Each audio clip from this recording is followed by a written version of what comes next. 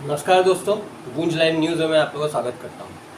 साथियों, आज मैं आप लोग के सामने 1990 में कश्मीरी पंडितों के पलायन की कहानी लेकर के आया हूँ। साथ में उनके साथ हुए अत्याचार, त्रासदी, साथ ही कश्मीरी पंडितों का इतिहास न सिर्फ 1947 के बाद का बल्कि 1000 साल पहले का भी, तो उसको भी मैं जोड़ूंगा साथ के साथ। थोड़ा सा है वो जानना जरूरी है कश्मीरी पंडितों के बारे में, तब तक आप पूरे कश्मीरी पंडित का नहीं जान सकते। तो शुरुआत करते हैं। वीडियो थोड़ा लंबा होने वाला है, थोड़ा धैर्य के साथ बैठ के देखिएगा और हमारे वीडियो को पसंद आए तो सब्सक्राइब करिए, लाइक करिए और शेयर करिए। शेयर करना बहुत ज़रूरी है। हमारी लड़ाई एक मुहिम है और हमारा प्रयास यही है कि दोनों कौमों में एकता बनी रहे, दोनों कौम एकजुट रहे। इसके लिए हम लोगों ने गूंज नाम से यूट्यूब चैनल बनाया। अब आते हैं मुद्दे पर। तो साथियों, ये जो कहानी है कश्मीरी पंडितों की 1000 साल पहले की है, जब 1400 में मुस्लिम शासकों ने जम्मू कश्मीर नहीं पूरे भारत पर कब्जा किया था। अफगानिस्तान और अलग अलग राज्यों से वो आए थे, आकर के भारत में कब्जा किया था लोगों ने। तो कश्मीर पे भी किया था, कश्मीर में भी वो शासक बन गए थे। तो उस समय में कश्मीरी पंडितों पे बहुत अत्याचार हुआ और कई कश्मीरी पंडित वहाँ से कश्मीर से भाग के कहीं अलग अलग जगह चले गए, पलायन कर गए। तो उस इतिहास को अगर जोड़ते हैं आज के साथ में, तो 3 तरह के कश्मीरी पंडितों का इतिहास कश्मीर में रहा है। पहला है वनवासी कश्मीरी पंडित। ये वो कश्मीरी पंडित हैं जो मुस्लिम शासकों के खिलाफ लड़े और लड़ नहीं पाए और पलायन कर गए, और फिर वापस जब वहाँ का शासक चला गया तो फिर वापस कश्मीर में बस गया। दूसरा है मलमासी कश्मीरी पंडित। ये वो कश्मीरी पंडित है जो वहाँ के शासक से लड़ता रहा और कश्मीर छोड़ के नहीं गया। तीसरा है बोरे पंडित, बोरे कश्मीरी पंडित। ये वहाँ के व्यापारी हैं, व्यापारी वर्ग है, व्यापार करते हैं और उनकी काफ़ी प्रॉपर्टी वगैरह भी है। आज की डेट में तो खैर कुछ नहीं, पहले के टाइम में कश्मीरी पंडित का जो इतिहास रहा है, बड़े बड़े पोस्टों में बड़े बड़े जज, वकील, डॉक्टर, पुलिस में सब जगह कश्मीरी पंडित रहे हैं। उनकी अच्छी खासी प्रॉपर्टी भी थी वहाँ पर, जिसको छोड़ करके उन्हें जाना पड़ा। कहते हैं कश्मीरी पंडित 15% कश्मीरी पंडित उस समय में 1990 में कश्मीर में रहते थे और उनमें से मात्र 1-1.5% भी, शायद आधा परसेंट उसके बाद रह गए होंगे। बाकी 14-14.5% या तो मर गए या फिर चले गए छोड़कर। 4 लाख कश्मीरी पंडित गए थे वहाँ से, पलायन करे थे। तो ये कहानी 1947 में जब भारत पाकिस्तान का पार्टीशन होता है तब से शुरू होती है। 1947 में जब भारत पाकिस्तान का पार्टीशन हुआ तो उस समय में पाकिस्तान की कोशिश थी कि आधा कश्मीर तो उन्होंने ले लिया था, भारत के कश्मीर को भी वो ले लें। वहाँ लोगों को भड़काया, लेकिन कश्मीर की सुंदरता इतनी अच्छी थी, वहाँ कौमी एकता बहुत जोरदार था। इसलिए हम लोग बोलते हैं शुरू से 1970 से पहले का जो कश्मीर था वो इतना अच्छा कश्मीर था।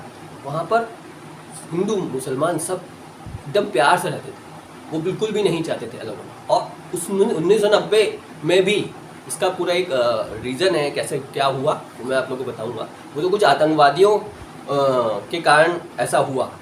बाकी कश्मीर में रहने वाले कश्मीरी मुस्लिम वो भी मात्र 4 या 5% छोड़ करके 90-95% कश्मीरी मुसलमान कश्मीर में भारत में ही रहना चाहते थे। ये हकीकत है। अब खैर मुद्दे पर आते हैं। वह ये कि उस समय में 47 में हिंदू और मुस्लिम लगातार लड़े, किससे? पाकिस्तान की गवर्नमेंट से, पाकिस्तान की आर्मी से, और उनको भगा दिया, खदेड़ दिया। उसके बाद भी उनकी कोशिश रही छुटपुट, लेकिन वो हिम्मत नहीं कर पाए 47 के बाद। उसके बाद फिर वक्त आता है 1971 का। 1970-71 में जब पाकिस्तान का पार्टीशन इंदिरा गांधी कर देती है और बांग्लादेश पाकिस्तान का पार्टीशन हो जाता है और बांग्लादेश एक नया देश बन जाता है, तब मांग बहुत तेज़ी से उठने लगी पाकिस्तान में कि जैसा इन्होंने हमारे साथ किया वैसा ही हमें भी कश्मीर को अलग करके करना होगा। उसके बाद छुटपुट कोशिशें रही, लेकिन उसमें एक चीज़ और हुई, उसमें भारत में तब भी वो माहौल नहीं था। 1971 में एक आतंकवादी मकबूल भट्ट विमान हाईजैक कर लेता है, और ये जो मकबूल भट्ट था ये कश्मीर का ही था। इसको पाकिस्तान ने ट्रेनिंग दी थी, और पाकिस्तान में ट्रेनिंग दे करके भेजा था विमान हाईजैक करने के लिए। गीता विमान हाईजैक ऐसे बोलते हैं इसको, नाम है उसका। और 8 दिन तक वो हाईजैक अफगानिस्तान में रहा। प्लानिंग ये थी पाकिस्तान ले जाने की, लेकिन वहीं पर रहा। उसके बाद फिर बड़ी मुश्किल से उसको छुड़वाया भारत सरकार ने। उसके ऊपर केस चलता है, किसके ऊपर? विमान हाईजैक जो करवाया था मकबूल भट्ट के ऊपर, और उसे फांसी की सज़ा सुनाई जाती है। फांसी की सज़ा सुनाते हैं जो जज, उनका नाम था नीलकंठ गंजू, जो कश्मीर में थे, high court, Kashmir high court के जज ने। और उसे 71 में फांसी दे दी जाती है मकबूल भट्ट को। इससे लोगों में गुस्सा भड़कता है, क्योंकि बहुत सारे जो युवा हैं उनके मन में भर दिया गया मकबूल भट्ट बहुत बड़ा एक देशभक्त था। इस तरह की बातें भरी गई। उसके अलावा बहुत सारी बातें ये भी डाली गई कि बड़े बड़े पद पे जम्मू कश्मीर के पंडित है, हमारा नहीं है, हमारा अत्याचार हो रहा है, हम पर अत्याचार हो रहा है, शोषण हो रहा है। ये भड़काया गया पाकिस्तान ISI द्वारा और कुछ नेताओं द्वारा। भारत के भी नेता उसमें शामिल थे, भारत के भी उसमें नेता शामिल थे जो इस तरह की घटनाओं का फ़ायदा उठाना चाहते थे। बिना भारत के नेताओं शामिल हुए ये सारी चीज़ें नहीं हो सकती थी, ना हुई। मुस्लिम नेता भी थे, हिंदू भी थे, पार्टियों के भी थे। अब मैं आता हूँ हुआ क्या था उसके बाद जब फांसी दे दी गई और कुछ युवाओं को भड़काया गया, उसके बाद 1984 में पाक में PM बदलता है। जिया उल हक वहाँ का पाकिस्तान का प्राइम मिनिस्टर बनता है, जो बहुत ही कट्टरवादी प्राइम मिनिस्टर था, और उसका सिर्फ एक पॉलिसी थी, किसी भी तरीके से कश्मीर को, सबसे पहली पॉलिसी कश्मीर को पाकिस्तान में मिलाना। और वो आंदोलन वहाँ के तेज कर देता है, वहाँ से आतंकवादियों को भेजता है। साथ में अफ़गानिस्तान के कुछ आतंकवादी थे जो अफ़गानिस्तान में रूस से लड़ रहे थे।